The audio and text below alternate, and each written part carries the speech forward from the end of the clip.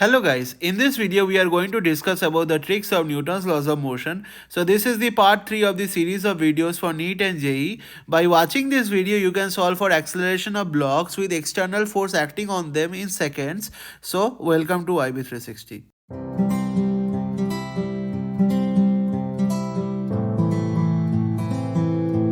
So over here in this video, we'll find the acceleration of systems with external forces acting on them in seconds. We can find the acceleration of these systems within a matter of seconds.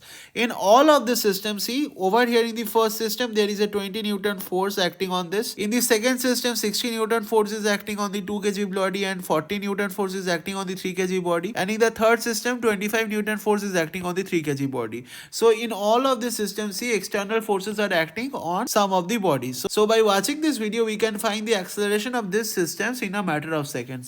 So let's start. So proceeding on to our first example, we'll see how with the help of a simple formula we can find the acceleration of this system in seconds. So proceeding on to this question, over here in this question there is a 3 kg block and there is a 2 kg block. The 3 kg block is actually pulled downward with a force of 20 Newton, right? And we need to find the acceleration of the 2 kg block and the acceleration of the 3 kg block.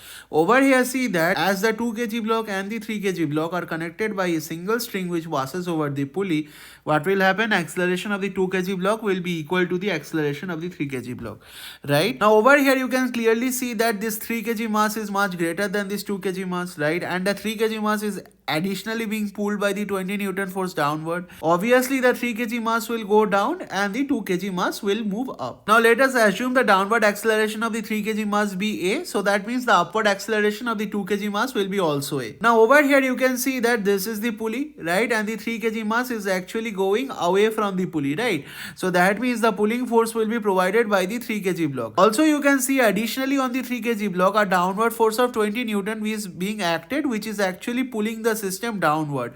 So that means the net pulling force will be provided by the weight of the 3 kg block plus the 20 Newton force which is acting downward. So that means the net pulling force will be the weight of the 3 kg block, which is 3g or 30, plus the 20 Newton force which is acting downward on the 3 kg block, that is plus 20. So that means the net pulling force will be R50. Now over here you can see that this is the pulley and the 2 kg block is actually going towards the pulley, right? So, and we know that all the blocks that go towards the pulley will provide us the resisting force.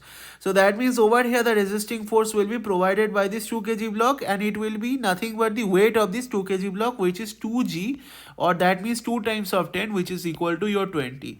Okay, so from here acceleration will be total pulling force, that is your 50, minus total resisting force, that is your 20, divided by total mass. Now over here in this system there is a 3 kg block and there is a 2 kg block. So that means the total mass is nothing but 5. So from here acceleration comes out to be 6 meter per second square. So that means this 3 kg block will go downward with an acceleration of 6 meter per second square and the 2 kg block will move upward with an acceleration of 6 meter per second square. So proceeding on to the second example, we will see how with the help of a simple formula we can find the acceleration of this particular system in seconds. Now sometimes what may happen is that you may get confused in which direction the system should be moving. Okay, over here you can see that there is a 60 Newton force which is acting downward on the 2 kg block and there is a 40 Newton force which is acting downward on the 3 kg block. Now you may be very much confused in which way the system is moving. Is the system is moving downward or the system is moving upward? So what you need to do, you don't need to worry, you just consider the system is moving downward and then find the acceleration. If the acceleration comes out to be negative, so that means your assumption was wrong and the system is actually moving upward. Okay, so let me just explain. So over here in this figure again, this 2 kg block and the 3 kg block is connected by a single string which is passing over the pulley, right? So that means the acceleration of the 2 kg block will be equal to the acceleration of the 3 kg block, right? When you can't understand in which direction the motion is, just assume the motion is happening in the downward direction. So just let's assume the 3 kg block is moving downward and the 2 kg block is moving upward. So if the 3 kg block is moving downward with an acceleration a, the 2 kg block will move upward with an acceleration a, right? So over here you can see that this is the pulley, right? And the 3 kg block is actually going downward or away from the pulley, right? So that means the pulling force will be provided by the 3 kg block. Why? Because all the blocks that go away from the pulley will provide us the pulling force. So over here the pulling force will be provided by this 3 kg block, and additionally a 40 Newton force is acting on the 3 kg block, which is trying to pull the system downward, right? So that means the pulling force will be the weight of the 3 kg block, that is your 3g or 3 times of 10, plus the 40 Newton force which is acting downward. So that means plus 40. So that means the pulling force over here will be 30 plus 40, that is your 70. Now over here you can see that this is the pulley, right? And over here the 2 kg block is actually going towards the pulley, right? And we know that all the blocks that go towards the pulley will provide us the resisting force. So that means the resisting force will be provided by this 2 kg block, right? Also you can see that there is a 60 Newton force acting on the 2 kg block, which is trying to pull the 2 kg block downward. So that means trying to resist the upward motion, right?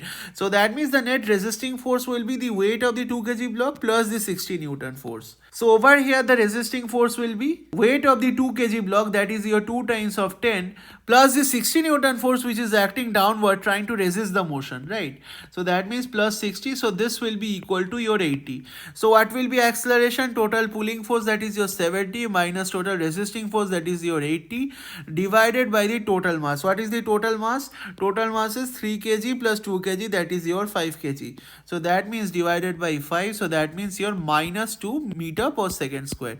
So over here what does minus represent? Minus represents that our assumption was wrong. What did we assume? We assumed the motion was happening in the downward direction, right? But the minus sign over here indicates that our assumption is wrong. So that means in which direction the motion will be? In the opposite direction to our assumption. So that means the 3 kg block will actually move upward and the 2 kg block will actually move downward with an acceleration of how much? Acceleration of 2 meter per second square. So that means our actual acceleration will be 2 meter per second square, and the 3 kg block will move upward and the 2 kg block will move downward. I hope you got this. Just to recap, this minus sign over here indicates our initial direction is wrong. Initially we chose the direction to be this direction, so this direction is wrong. Initial direction is this, so opposite to our initial direction will be up, right? So that means the 3 kg block will move up and the 2 kg block will move down with an acceleration of 2 meter per second square. So proceeding on to the third example, we'll see how with the help of a simple formula we can find the acceleration of this particular system in seconds. Again taking the same example, but over here in the case of the 2 kg block the downward force is 20 Newton, and in the case of the 3 kg block the downward force is 25 Newton. Okay, so by the same logic, see the 2 kg block and the 3 kg block are actually connected by a single string, right? Whenever two blocks are connected by a single string, their accelerations are same. So acceleration of 2 kg block will be equal to the acceleration of the 3 kg block. Again, we cannot really decide in which direction the motion will occur. So that means we cannot decide whether the 3 kg block will move downward or the 3 kg block will move upward. So in that case, what you need to do is that just assume that the 3 kg block is actually moving downward. So we are assuming the 3 kg block is moving downward, and suppose the downward acceleration of the 3 kg block be A. So that means the 2 kg mass will automatically move upward, right? And the upward acceleration of the 2 kg block will be also A, right? Now over here you can see this is the pulley, right? And the 3 kg block is actually moving away from the pulley. So that means the 3 kg block will provide us the pulling force. So again you can see that the net pulling force will be provided by the weight of the 3 kg block plus the 25 Newton, which is actually trying to pull the 3 kg block downward. So that means the pulling force will be the weight of the 3 kg block, that is 3 times of g, that is 10, plus the 25 Newton. So from here the pulling force comes out to be 55 Newton. Over here again you can see that this is the pulley and this is the 2 kg block, and the 2 kg block is actually moving towards the pulley. So that means the 2 kg block will provide us the resisting force. So that means the resisting force will be provided by the 2 kg block, right? So that means the resisting force will be equal to the weight of the 2 kg block, that is your 2 times of 10, plus over here again you can see that the 20 Newton force is actually acting downward on the 2 kg block. Okay, the motion is trying to happen in the upward direction, but the 20 Newton force is trying to resist this upward motion by giving a force of 20 Newton downward, right? So that means the resisting force will be weight of the 2 kg block plus the 20 Newton which is acting downward on the 2 kg object. So that means this will be equal to your 40. So from here acceleration will be equal to the total pulling force, that is your 55, minus total resisting force, that is your 40, divided by the total mass. Total mass will be, over here there are two masses, 3 kg and 2 kg, so that means the total mass will be 3 plus 2, that is your 5. So from here acceleration comes out to be 3 meter per second square. So over here you can see that the acceleration is not negative, acceleration is positive. So what does positive sign means?